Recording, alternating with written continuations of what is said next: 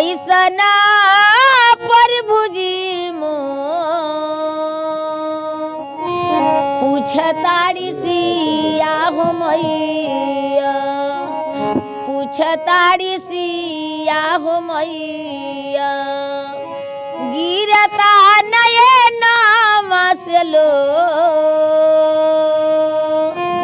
पूछताड़ी सिया हो मैया दोषी तो इस जमाने में क्या हो गया दोषी तो इस जमाने में क्या हो गया जिसको चाहा वही बेवफा हो गया जिसको चाहा वही बेवफा हो गया।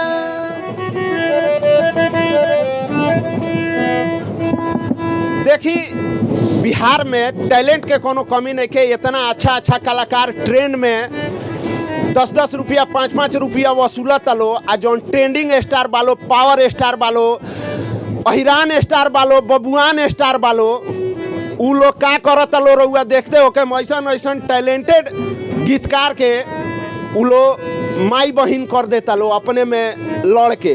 देखी हारमोनिया पर एगो महिला होके हारमोनिया पर कितना अच्छा गीत गाओ तरी ऐसे कितना रुपया मिल जाला रउआ? अरे जौन बुझाला बबुआ तन मिल जाला। एक दिन में कितना कमा लेवनी ट्रेन में? 1500 1500 कमा लेवनी। कभी प्रयास काहे ना कहनी कि गीत गावे के अच्छा इतना अच्छा आवाज बा और इतना अच्छा हारमोनिया रउआ बजा ले तनी। अब उतना लिखल पढ़ल नहीं खींचा बबुआ। खेसारियो लाल पढ़ल लिखल ना हो लेकिन उनकरा साथे पढ़ल लिखल लोग बात ऐसे है बेरा हां ट्रेंडिंग स्टार बाड़े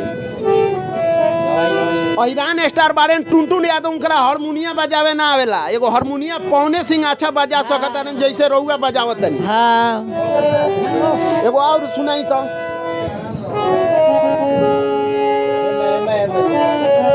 मेहनत कई के केतनो रुपया कमईबा आचार्य के सुख बबुआ कतही न पईबा सपना न होई कब पूरा ये बबुआ माई बिन जिंदगी अधूरा ये बबुआ। कभी अश्लील गीत गावे नहीं किनारा हुआ ना बबुआ जैसे बाकी ट्रेनों में गा के बजा के बाल बच्चा के पोसे पाले के बाल बच्चा बा 2 गो बाल हारमोनिया बजावत रही।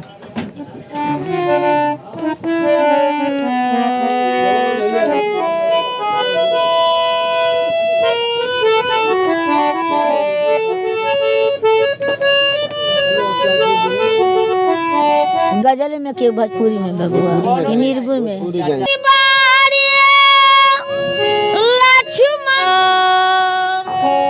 कैसना प्रभु जी मो पूछताड़ी सिया हो मैया पूछताड़ी सिया हो मैया गिरता नये नाम से लो पूछताड़ी सिया हो मैया।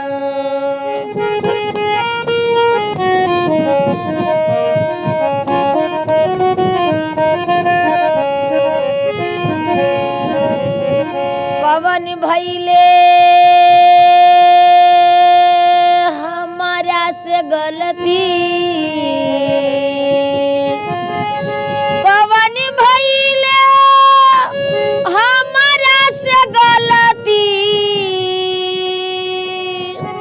दिहले ना सुधिया मो दिहले ना सुधिया मो रोवताड़ी माई रे जानकी रोवताड़ी माई रे जानकी गिरता नये नाम से लो पूछताड़ी सिया हो मैया। अपन YouTube चैनल काहे ना रउआ बना लेवे नी? इतना अच्छा गावत नहीं, इतना अच्छा बजावत हमनी नहीं। के ना गावल जाला बबुआ। कोनो दुकान पर जाके ऐसे केतना लो स्टार बन गइले, रील ओल बना उना के रउआ तो इतना अच्छा रउआ लगे आवाज बावे। हमनी के ट्रेन में गावल बजावल जाला। ठीक बा, ट्रेन में गावत तनी बजावत तनी अच्छा बा, रउआ लगे काला बावे तो एकरा के आगे बढ़ती, एकरा के लोग के सामने पेश करती। सबसे ज्यादा कौना ब्यास के पसंद करेली, कौना सिंगर के? पवन सिंह बा, खेसरिया बा। खेसरिया बा। हाँ। तो पवन सिंह के तनी एगो गीत सुनाई तो। जब से नैना लड़ल बाटे आगे बढ़ल, जब से नैना लड़ल बाटे आगे बढ़ल, रोज अखिया रहेला इंतजार में, दिल भइल दीवाना तोहरा प्यार में, दिल भइल दीवाना तोहरा प्यार में। इहे स्टेशन पर जब रानू मंडल गीत गावत रहली नु त हिमेश रेशमिया उनकरा के उठा के अपना एल्बम में गीत गावे के मौका देहले नु, स्टार बन गईली। लेकिन इहे देखी कि यहाँ के बानी ट्रेन में गीत गावत तनी हारमोनिया बजा के पवन सिंह पावर स्टार के यहाँ के फैन है। खेसरिया जौन ट्रेंडिंग स्टार बाड़े उनकर यहाँ के फैन है, लेकिन उ लोग यहाँ के मौका ना दिलो। काहे ना दिलो कि उनकरा लोग के तो रील स्टार चाहिए, जौन की ढोड़ी देखा के गीत गावत होके। उनकरा लोग के अश्लील गीत गावे वाला चाहिए, अश्लील पेश करे वाला चाहिए वीडियो में। लेकिन ऐसा कलाकार उनकरा लोग के ना चाहिए कि जौन की अपन पेट पोसे खातिर ट्रेन में अच्छा आवाज अपन पेश करत होके, अच्छा हारमोनिया पर ताल देत होके, ऐसा उनकरा लोग के गीत ना चाहिए। पवन सिंह खेसारी खातिर का कहे? कौन सी कह बबुआ? हाँ?